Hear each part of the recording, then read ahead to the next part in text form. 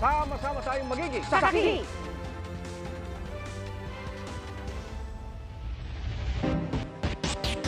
Igan, mahigit 1,000 residente ang nawalan ng tirahan sa sunog sa 3 barangay sa Pandacan, Maynila. Ilan sa mga nasunugan sa sidewalk tumutuloy. Saksila, si Jamie Santos. Jamie? Pia Igan, hindi pa malinaw sa mga nasunugan sa Pandacan, Maynila kung paano magsisimula sa hamong kinakaharap. Tanging pinanghahawakan na lamang daw nila, ligtas at magkakasama silang buhay ng mga mahal nila sa buhay at sama-samang babangon muli.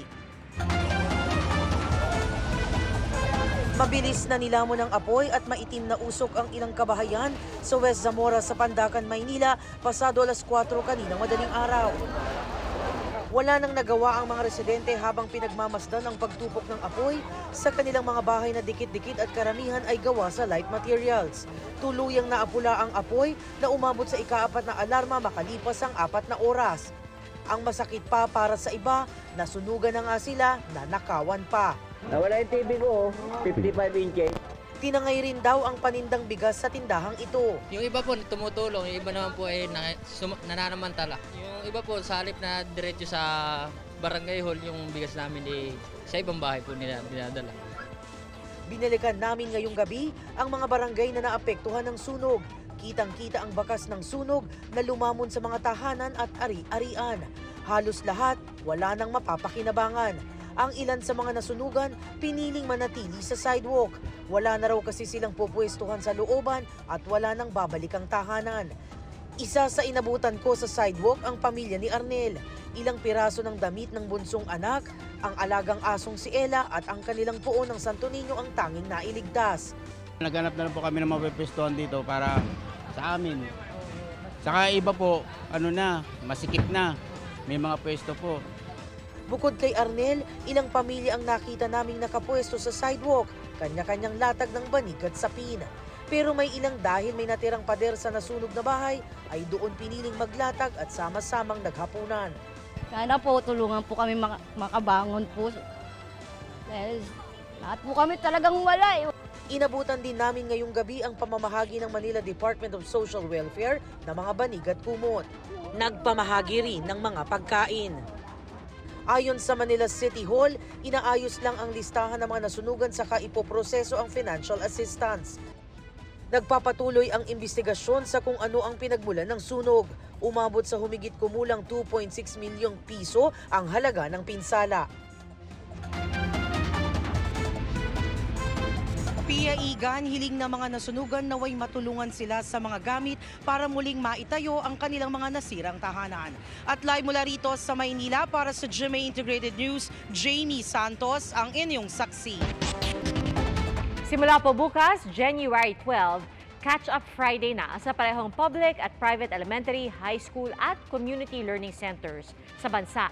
Ayon po sa Department of Education, sa ilalim ng Catch-up Friday, ang unang kalahati ng shift ng mga mag-aaral ay ilalaan sa pagbabasa ng mga mag-aaral na ituturo sa iba't ibang paraan.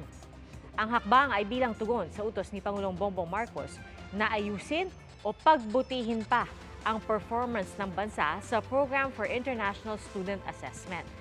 Ang second half naman ng shift ay para sa pagtuturo ng values, peace, and health education. Hindi graded ang Catch-up Fridays ayon sa DepEd. Kinumpirma ng Malacanang na manunumpa bilang bagong Finance Secretary bukas si House Deputy Speaker Ralph Recto. Ayon kay PCO Secretary Cheloy Garapil, kasama niyang manunumpa si Frederick Go bilang Special Assistant to the President for Investment and Economic Affairs. Papalitan po ni Recto si Finance Secretary Benjamin Diokno. Sinubukan ng GMA Integrated News na makuha ang pahayag ni Diokno pero wala pa itong tugon.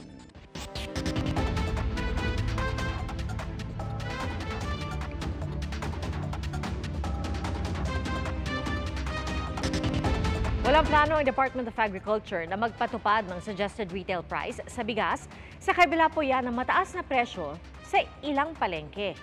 Mahal rin ang manok sa ilang pamilihan kahit mababa ang farm gate price. Saksi, si Bernadette Reyes.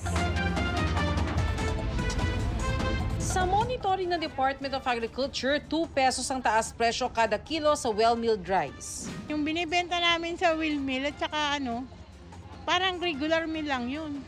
Kaso ang presyo nga niya mahal. Tumaas po ng bali 2 pesos per kilo. Kasi dati ang kuha namin parang 1,250 yung pinakamababa. Ngayon pinakamababa 1,300. Ayon sa Federation of Free Farmers Cooperative, nasa 25 hanggang 26 pesos daw per kilo ang bilihan ng palay sa ilang lugar o katumbas lang dapat ng 50 pesos na retail price. Kung merong nagbebenta ng 55 or even 60, masasabi natin na medyo sobra na yun. No? Parang extraordinary profit na yon on the part of the retailer. Marami tayong supply, but there is speculation sa market na baka yung supply na yan makakapusin pagdating ng mga March, April. Gayunman, hindi raw maglalagay ang Agriculture Department ng Suggested Retail Price o SRP sa bigas na kahit sa ibang bansa ay pabago-bago ang presyo dahil sa El Nino. Mga magsasaka lang daw ang maiipit dahil babaratin sila ng mga trader para mapanatili ang kanilang tubo. Hindi rin daw makikinabang ang mga consumer at pwede pa itong mauwi sa spekulasyon ng presyo at hoarding ng supply.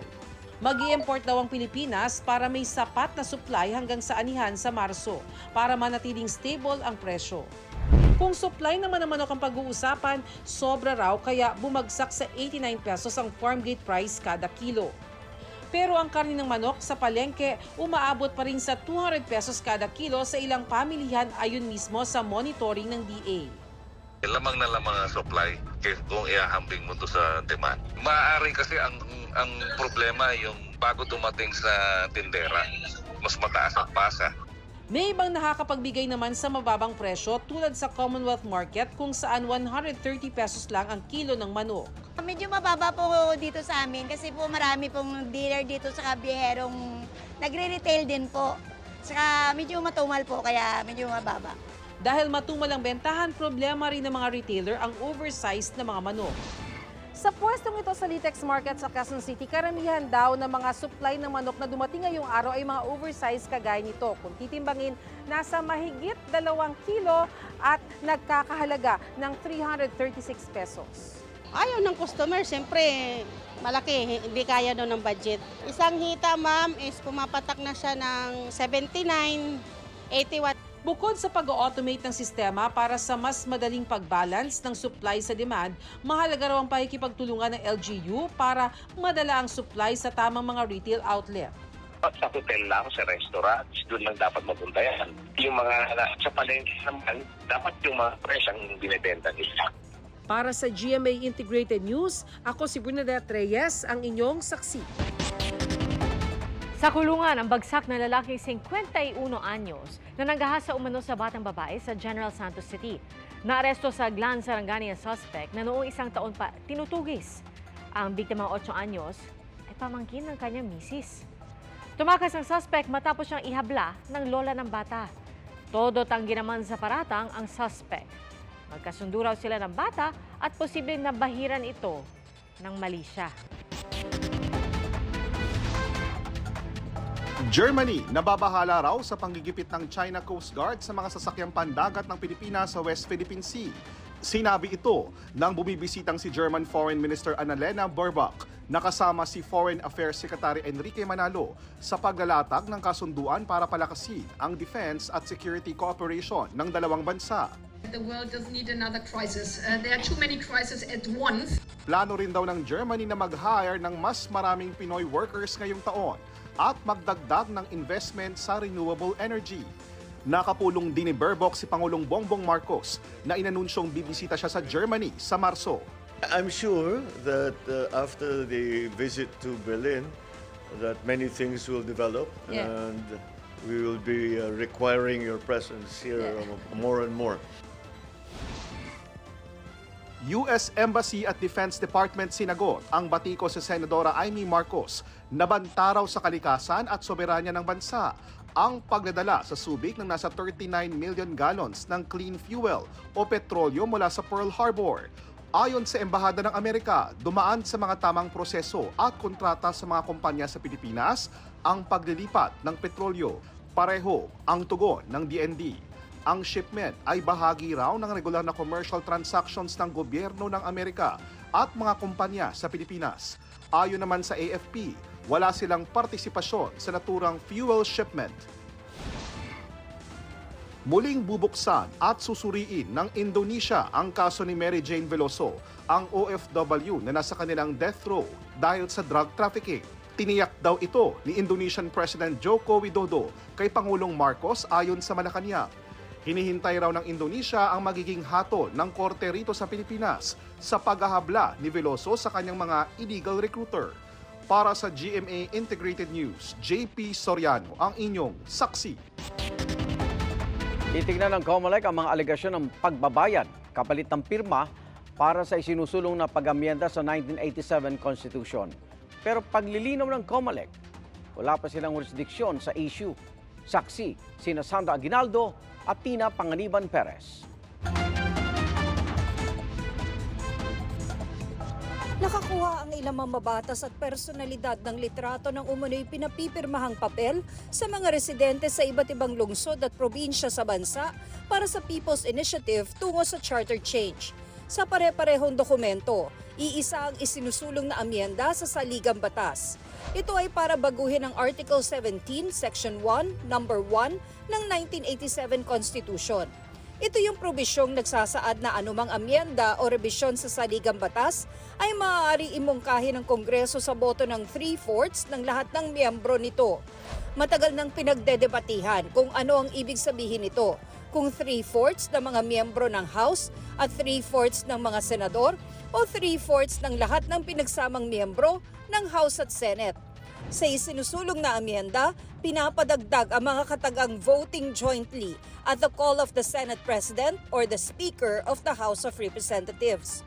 May naaamoy rito ang ilang mambabatas. Tingin natin dinidistort ang konsepto ng People's Initiative para mailusot yung attempt na i-ratsyada na talaga ang charter change. Kasi ang mangyayari dito ay kung jointly kasi na magpapasya ang Senate at ang House, ang House merong 300 plus members, outnumber talaga ang Senate. And for the longest time naman, hindi talaga umuusad ang charter change sa loob ng Senado.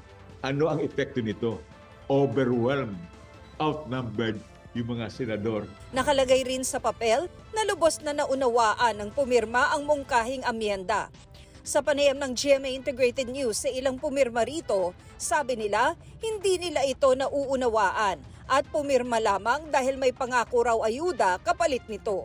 Tingin natin isang paraan na naman ito ng pambubudol sa taong bayan. Kasi kapag ganon, iniimpluwensyahan sila para sumang-ayon sa isang bagay na hindi naman lubos na naipaliwanag sa kanila. Pinag-aaralan daw ng Makabayan Coalition sa Kamara na maghain ng resolusyon para paimbestigahan ang pangangalap ng pirma para sa People's Initiative. Sinisika pa namin kunin ang reaksyon ng liderato ng Kamara tungkol dito. Ang mga papel isusumite sa COMELEC para maberipika kung mga rehistradong botante nga ang mga pumirma. 12% ng mga rehistradong botante sa bansa at 3% sa kada legislative district ang kailangan. Yung mga pagbabayad, yan po ay titingnan din po ng COMELEC dahil alam nyo, kinakailangan sana kapag ikaw ay nagpapapirma, bukal sa dibdib at sa kalooban ng mga pumipirma. Pero nilinaw ng COMELEC na wala pa silang jurisdiksyon sa issue ngayon. Matagal ng debate tuwing nabubuhay ang usapin ng charter change kung hiwalay o magkasama bang boboto ang Senado at Kamara.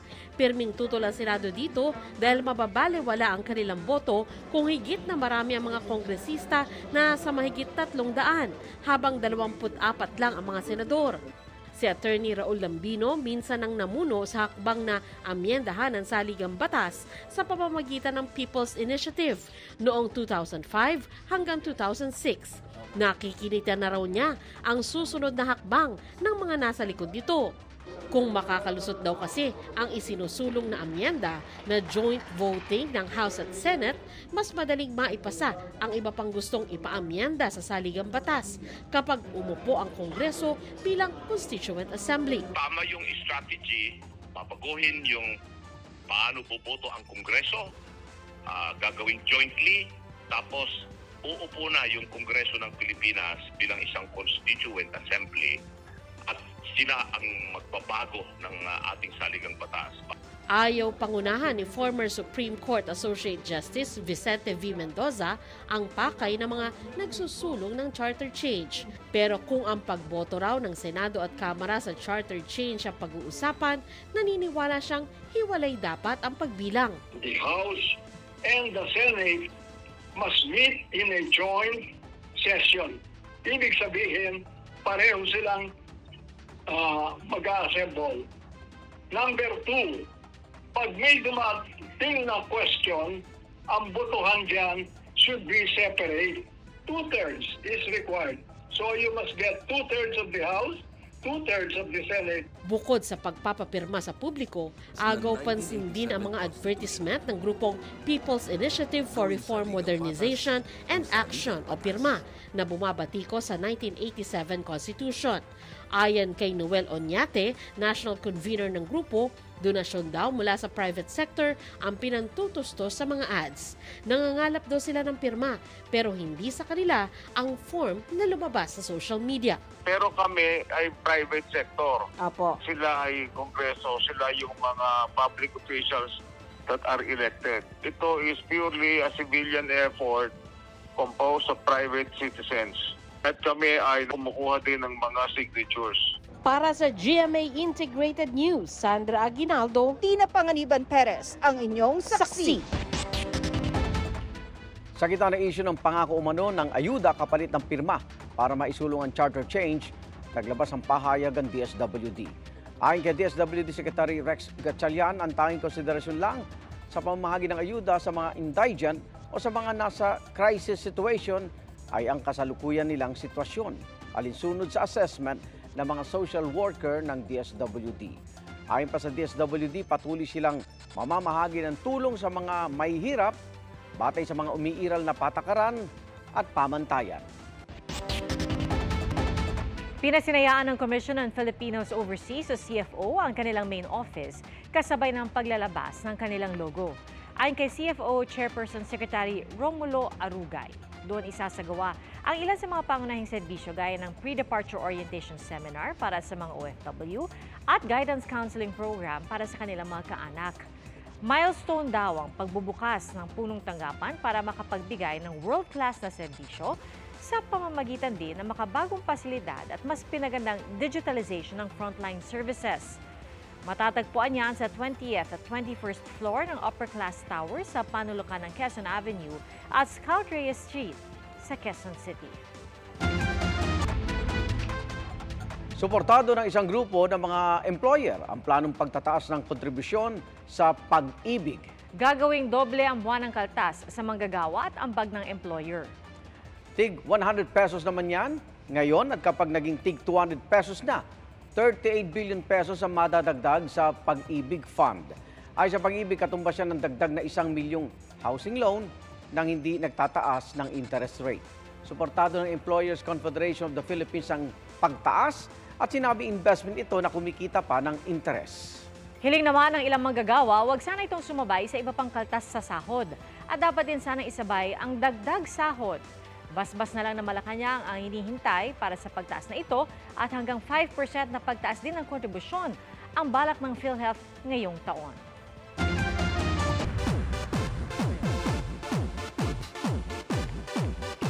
Pati si Taylor Swift subject sa pag-aaral sa isang klaseng alok sa UP Diliman.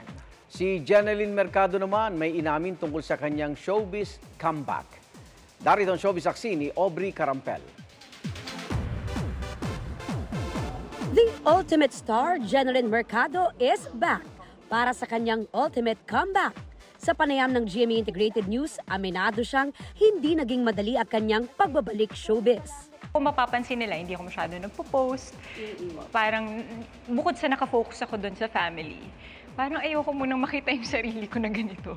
Dagdag pa ng aktres, malaking adjustments ang kinailangan nang maipanganak niya si Baby Dylan. Usap-usapan din ang kanyang upcoming show with Sian Lim na Love Die Repeat na may concept ng time loop. At kung may babalikan nga raw si Jen, gusto ko lang balikan siguro yung mga moment. Nabuhay pa si Mami Lydia. Kasi di ba parang ang bilis, parang hindi naman accident. Hindi mo alam kung ano yung pwedeng mangyari sa'yo. So kailangan gawin mo na, ibigay mo na lahat, di ba? Huwag mo nang hintayin na umabot tayo sa punto na huli na ang lahat. Sumalang din ang kanyang co-star na si Sian Lim sa GMA Integrated News interviews ngayong araw. Ibinahagi niya ang kanyang mga pananaw sa mga hamon sa mga relasyon. Anong situation yung deserve ng another chance? It really depends on the couple. It depends on ano yung pinagdadaanan nila. And you can never really tell, like coming from outside of that relationship. But I do believe na parang you really have to work and not give up. Very fierce ang dating ng K-pop girl group na ITZY sa kanilang bagong music video para sa single na Untouchable. Bahagi yan ng kanilang newly released album na Born to Be. 1, 2, 3, let's go! Looking hot din in his vacay, si GOT7 member Mark Tuan. Spotted siya with his friends sa Daranac Falls in Tanay, Rizal. Nasa bansa ang rapper para sa kanyang Asian tour this weekend. Swifties, it's your time to shine in school dahil mag-o-offer ang UP College of Mass Communication ng special elective tungkol kay award-winning singer Taylor Swift. Be enchanted dahil magsisimula na ang Celebrity Studies Taylor Swift in Focus this second semester. Para sa GMA Integrated News, Aubrey Carampel ang inyong saksi.